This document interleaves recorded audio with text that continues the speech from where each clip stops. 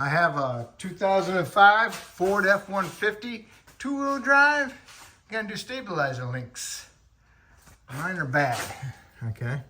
So you can get yourself a pair of vice grips, put it on the center of it, and then you need to get a mini torch, propane, preferably MAP gas, because MAP gas works a little bit better. It's the yellow tank.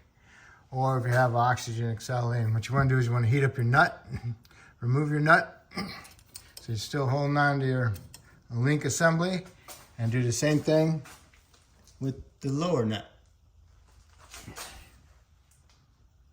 The heat helps the nuts swell up, and that way you can loosen them up and get them out of there.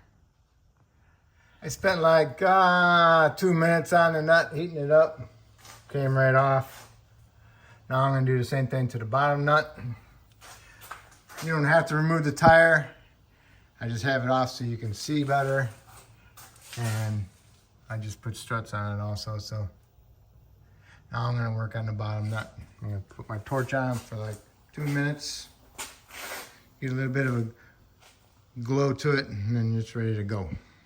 Alright, so when you're removing the bottom nut, before you heat it up, you want to get yourself a wrench that fits on the nut and a socket that fits on the end of the shaft, the stud sticking out.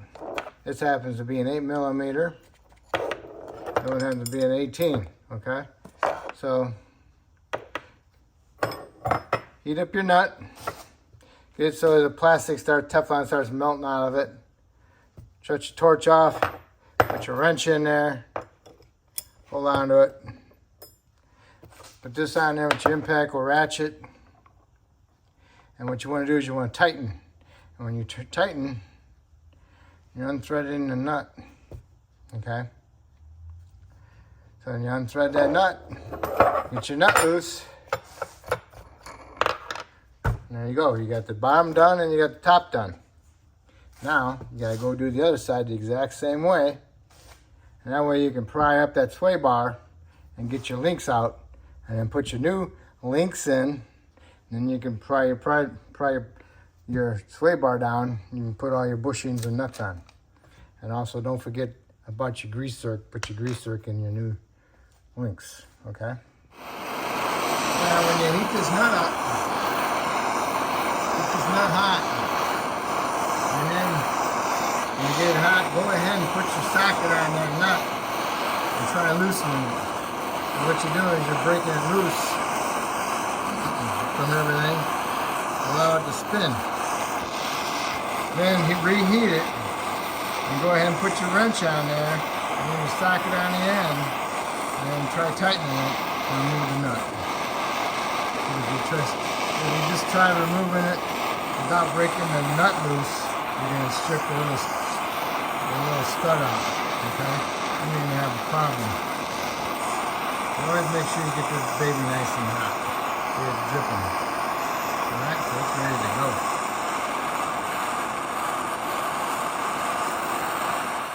Now you have both links in.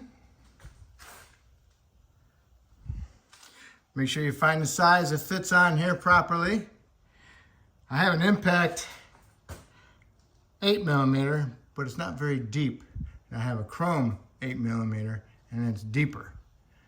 And I've noticed that my impact one will strip off because it doesn't get enough bite, just so you know. All right, so this is a new one replacement. It's a 17, so I got me a 17 wrench, and I got my 8mm on there, and I'm gonna loosen. And when you loosen, it threads that nut up.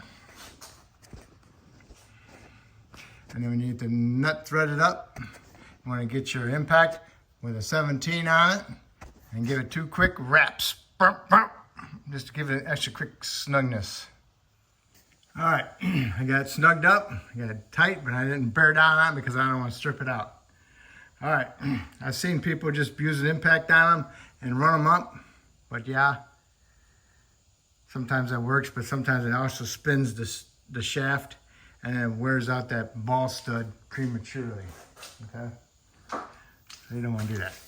So now I got my impact 17 on there. I'm going to tighten.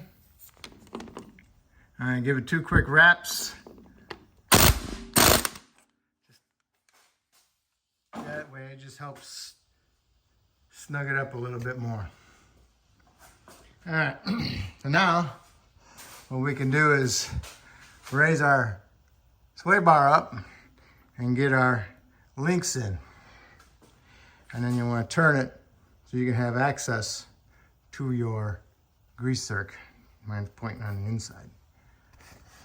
All right, you pried the pry bar up. You pried the sway bar up and you got your link in. Go to the other side, do the same thing, get your link in there. And then go ahead, pry the sway bar down, put your bushing on, your washer, and your nut. And then now we go to the other side, put the bushing on, washer, and the nut. It'll already be kind of pulled down because you got this side started. Or if you can't get it started, just go ahead and pry the sway bar down. So now that you got it all pieced together, you want to line up your grease zerk so you can get access to it. And then get a wrench on here or a pair of vice grips, hold it steady, and tighten your nut up until it bottoms out. When it bottoms out, you're done. All right, so when you do both sides, then you want to get your grease gun, pump a couple pumps in here, and then that's it. And that's how you do your sway bar links, okay? If I helped you out to do the sway bar links, that's awesome. Hopefully it can help me out by subscribing, and I want to thank you. If you removed your tires, you want to torque them to 140 foot-pounds. All right, so now you're all set. Okay, see you next time.